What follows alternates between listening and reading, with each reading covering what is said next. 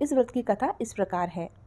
एक समय राजा सिताश्व धर्म का अर्थ जानने की इच्छा से भगवान श्री ब्रह्मा जी के समीप गए और उनके चरणों में शीश नवाकर बोले, हे आदिदेव, आप समस्त धर्मों के प्रवर्तक और गूढ़ धर्मों के जानने वाले हो। आपके मुख से धर्म चर्चा श्रवण कर मन को महान शांति मिलती है, भगवान के चरण कमलों में प्रीति बढ़ती है। वैसे तो आपने सदा नाना प्रकार के व्रतों के विषय में उपदेश दिए हैं, अब मैं आपकी मुखारबिंद से उस श्रेष्ठ व्रत को सुनने की अभिलाषा रखता हूँ, जिसके करने से प्राणी के समस्त जाने अनजाने पापों का नाश हो जाता है।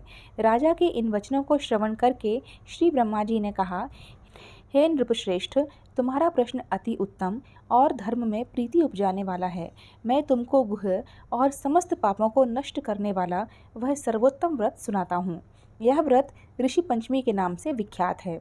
इस व्रत को ग्रहण करने वाला प्राणी अपने समस्त पापों से सरलता से छुटकारा पा लेता है और उसे नरक नहीं जाना पड़ता है। इस व्रत का एक अति पुरातन इतिहास है। उसी इतिहास को अब मैं तुम्हारे सम्मुख कहता हूँ।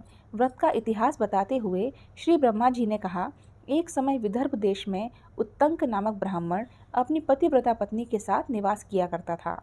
उस ब्राह्मण दंपत्ति के परिवार में एक पुत्र और एक पुत्री थी। पुत्र का नाम सुविभूषण था, जो अनेक शास्त्रों का अध्ययन कर बहुत तीक्ष्ण बुद्धि वाला था। उसने अपनी अल्पायु में ही चारों वेदों का अध्ययन कर लिया था।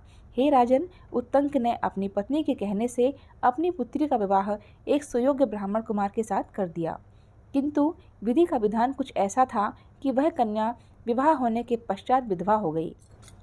अब ब्राह्मण कन्या अपने धर्म का पालन करती हुई अपने पिता के यहाँ रहने लगी। अपनी कन्या के दुख से दुखी होकर एक दिन उत्तंक अपने घर को अपने पुत्र की देखरेख में छोड़ गया और अपनी स्त्री और कन्या को लेकर गंगा जी के किनारे एक आश्रम बनाकर रहने लगा। वह वहाँ वेदों का पठन पाठन करने में व्यस्त हो गया। तब उसके पास कुछ ब्राह्मण कुमार भी वेदों को पढ़ने के लिए आ गए। कन्या अपने धर्म का पालन करती हुई अपना जीवन निर्वाह कर ही रही थी। वह दत्तचित्त हो माता पिता की सेवा किया करती थी।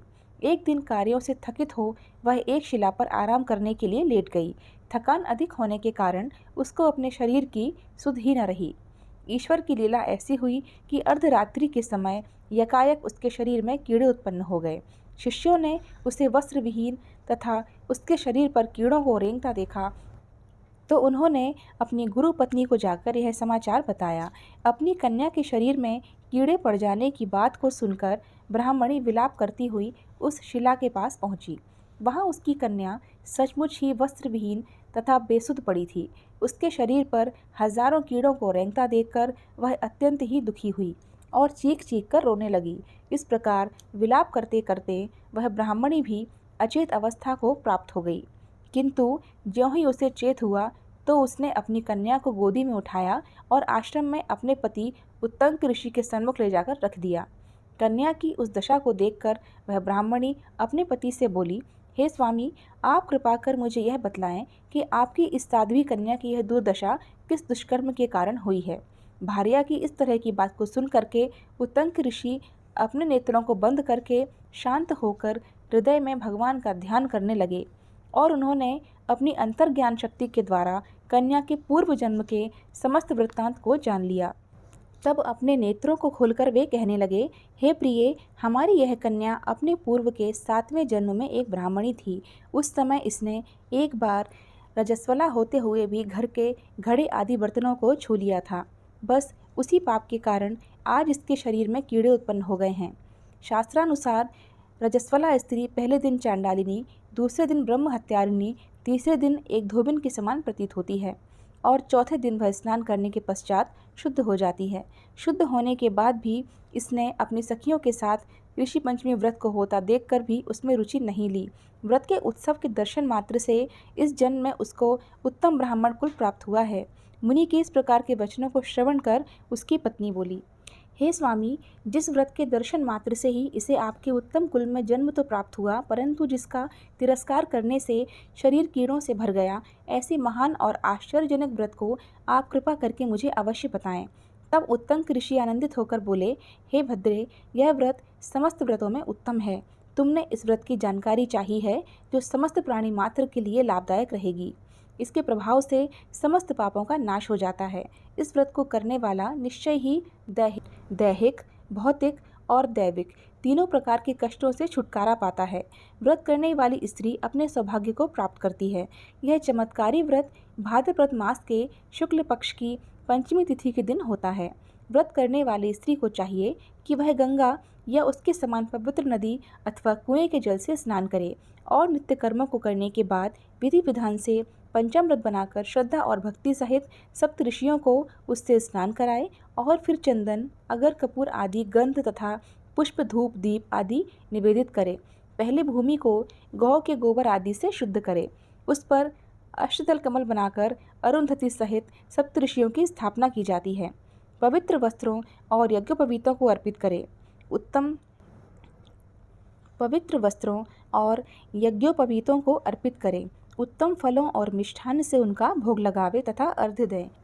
अरुंधति सहित सप्तऋषि यथा कश्यप, अत्रि, भारद्वाज, विश्वामित्र, गौतम, जमदग्नि और वशिष्ठ जी का ध्यान करके इस प्रकार प्रार्थना करें, हे श्रेष्ठ ऋषिवरों, आप सभी मेरी पूजा को स्वीकार करें तथा मुझे कृतार्थ करें। आप मेरे द्वारा निवेदित किए हुए अर्धभोग आदि को स्वीकार करें। जो स्त्री ब्रह्मचर्य धारण करती हुई इस व्रत को करेगी वह उत्तम वांछित फल को प्राप्त करेगी, इसमें संदेह नहीं है। इस व्रत का फल समस्त तीर्थों के दर्शन और संसार के समस्त दानों से भी श्रेष्ठ है। सुख पाने की इच्छा से जो स्त्री इस व्रत को धारण करती है वह स्वयं सुंदर स्वरूप और उत्तम गुणों से परिपूर्ण हो पुत्र पौत्र आदि को पाती है। इस व्रत को करते हुए वांछित फल प्राप्त करने के पश्चात इस व्रत का उद्यापन भी करना चाहिए। चतुर्थी के दिन एक बार भोजन करके पंचमी के दिन व्रत आरंभ करें। स्नान आदि करके गोबर से लीपकर उस स्थान पर सर्वतोभद्र चक्र बनाकर पहले कलश की स्थापना करें। समस्त पूजन सामग्री एकत्र करें। अष्टदल कमल में सप्तऋषियों की स्थापना करें। षोडशोपचार पूजन, रात्रि जागरण तथा भजन कीर्तन में बिताकर प्रातः ब्राह्मण भोजन करावें तथा दक्षिणा देकर संतुष्ट करें। इति हेमाद्रो ब्रह्ममांडे पुराणांतर्गत ऋषि पंचमी की कथा समाप्तम। दोस्तों, यह थी ऋषि पंचमी व्रत कथा। अगर आपको वीडियो अच्छा लगा है तो प्लीज़ लाइक ज़रूर कीजिएगा और दूसरों के साथ भी शेयर कीजिएगा। हमारे साल भर के व्रत त्यौहार, मासिक त्यौहार और दैनिक व्रतों के संबंध में जानकारी प्राप्त करने के लिए हमारे चैनल को सब्सक्राइब ज़रूर कीजिए। मैं इस तरह के वीडियोस अपने चैनल पर लाती रहती हूँ। अगर आप कुछ और जानकारी चाहते हैं तो मुझे कमेंट बॉक्स में पूछ सकते हैं। फिर मिलते हैं अगले वीडियो में नई जानकारियों के साथ। हर हर महादेव, जय माता दी।